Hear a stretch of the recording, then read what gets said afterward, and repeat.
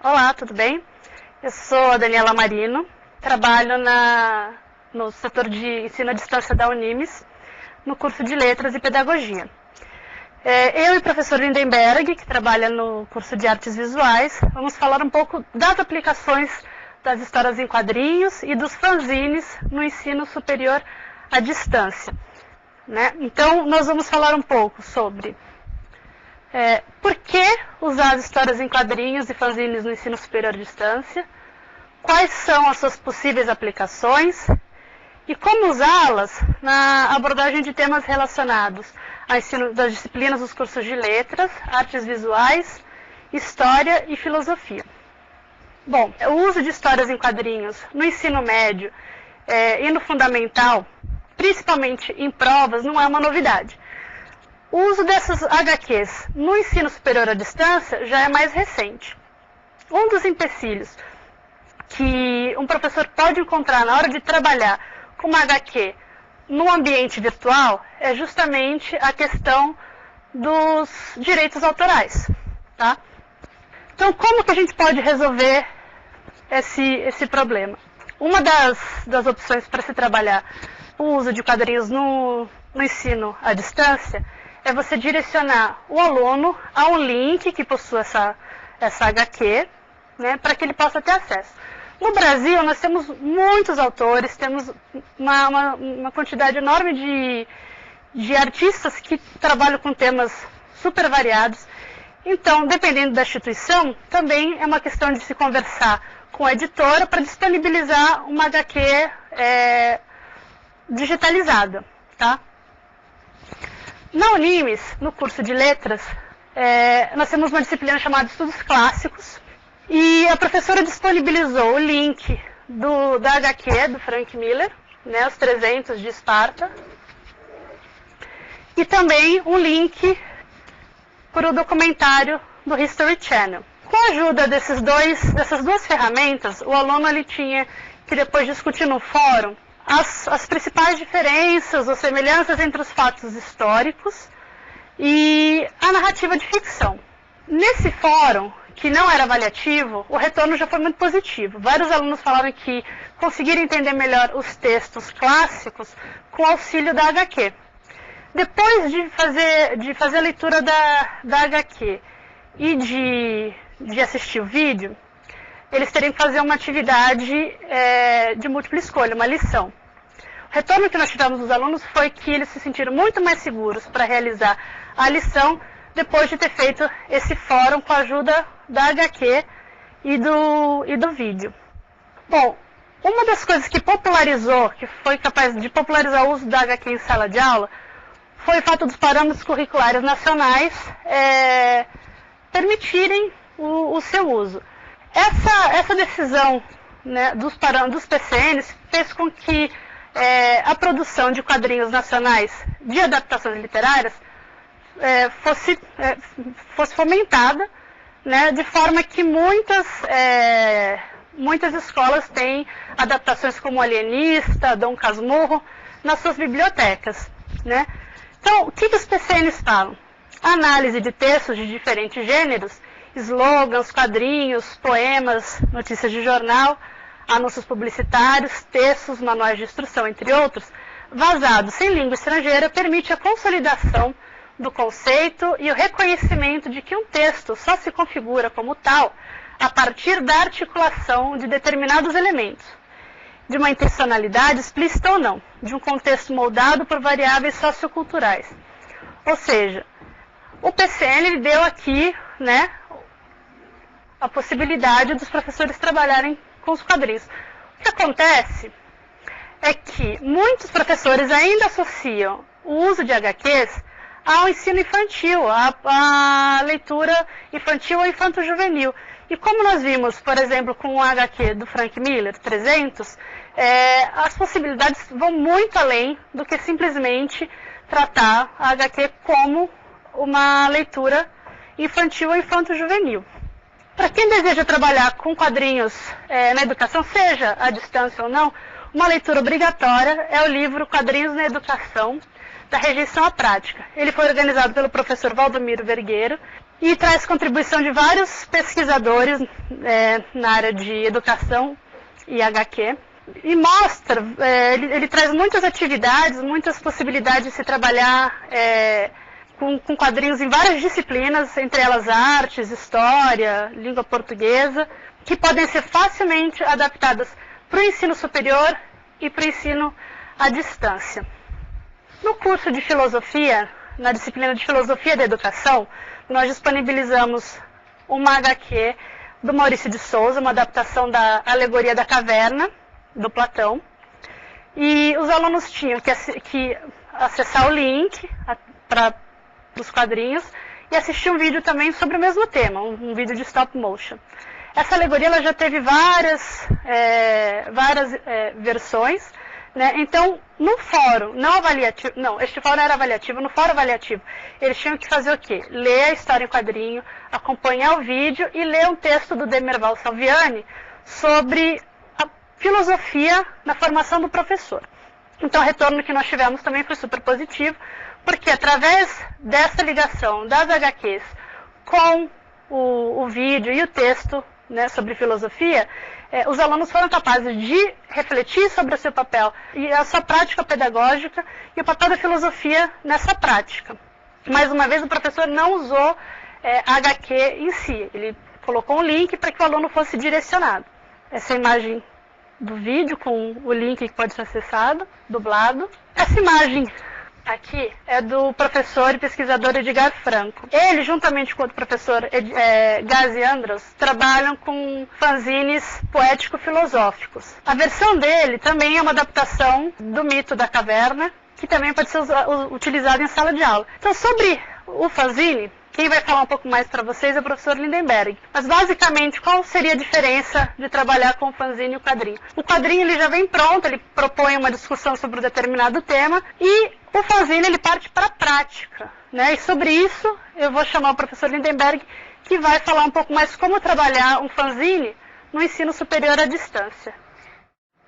Olá, eu sou o Lindenberg, sou professor de artes visuais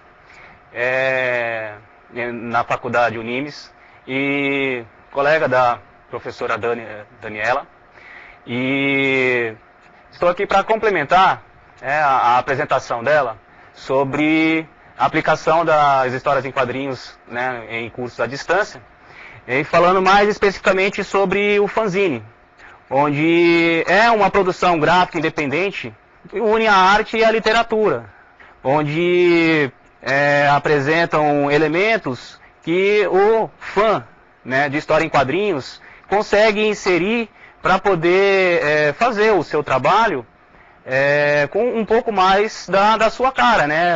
Fazer algumas experimentações, como no caso, na história A Profecia da Lua, ela teve a oportunidade de apresentar elementos de RPG, né, de teatro, inclusive até de artes marciais, né, por ser um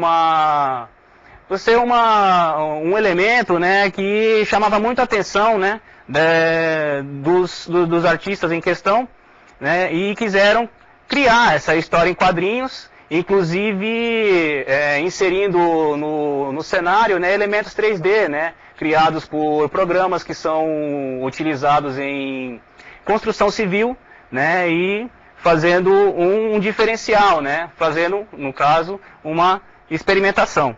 Hoje em dia, o material apresentado como fanzine está bem sofisticado. Uma qualidade gráfica, de material bem trabalhada, porque esse mercado está em expansão, né? Os artistas, né, os escritores estão bem à vontade, né, com essa linha de produção, mas também não deixamos de dar de frente, né, de ver trabalhos que têm assim uma semelhança com os cordéis nordestinos, né, pela sua impressão gráfica, né, pela sua qualidade um pouco menos ressaltada, mas em meio a ela é inserida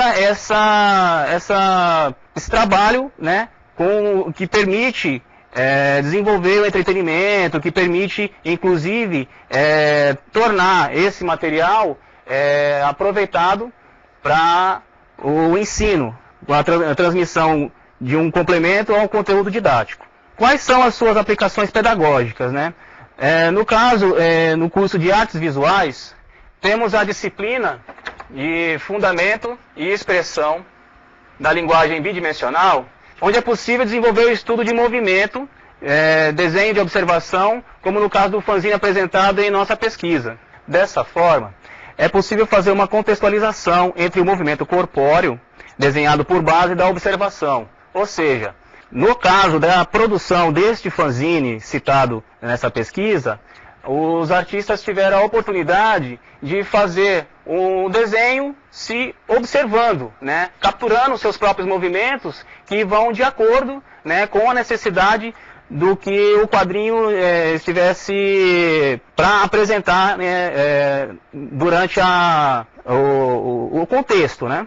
A apreciação de outros exemplos de captura de movimento, no caso, seria uma busca de um material semelhante, né, uma identificação, seja com um movimento, ou seja mesmo com um conceito, né, querendo transmitir a mesma mensagem vista em um outro material, seja um quadrinho, um filme, né, ou mesmo uma apresentação de teatro, né, que queira transmitir, né, queira passar, queira fazer essa referência, né, desse material, né, dentro do fanzine. E para complementar, tem a parte prática dessa produção, né? Que no caso é fazer toda essa ideia desenvolvida no roteiro se tornar palpável, né? Ser um material gráfico. Então, desenvolvendo o desenho, passando pela arte final, né? Já se preocupando aí com os próximos passos, né? Que essa historinha, que esse fanzine vai passar, para poder desenvolver essa conversação, né, com todos esses elementos apresentados,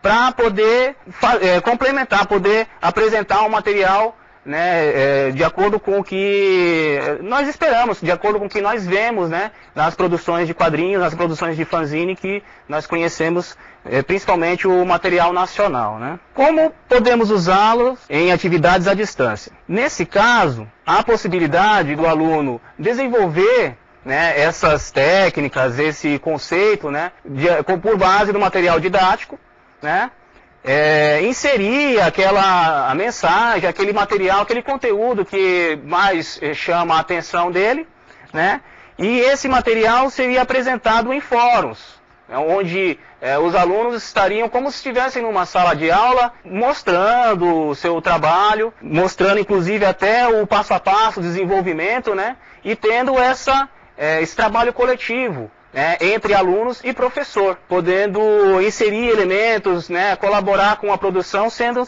assim um trabalho coletivo, né. E daí por diante, né, para poder fazer a avaliação, então é apresentado o material completo, né, de acordo com o exigido pela disciplina, né, no envio de arquivo, e ali sendo feita a avaliação para poder então aprovar o aluno nessa atividade. Então, como vocês podem ver, um exemplo apresentado nessas páginas de quadrinho são o desenho, né, do movimento que o personagem desempenha, né, como sendo uma sequência de golpes, no caso, né.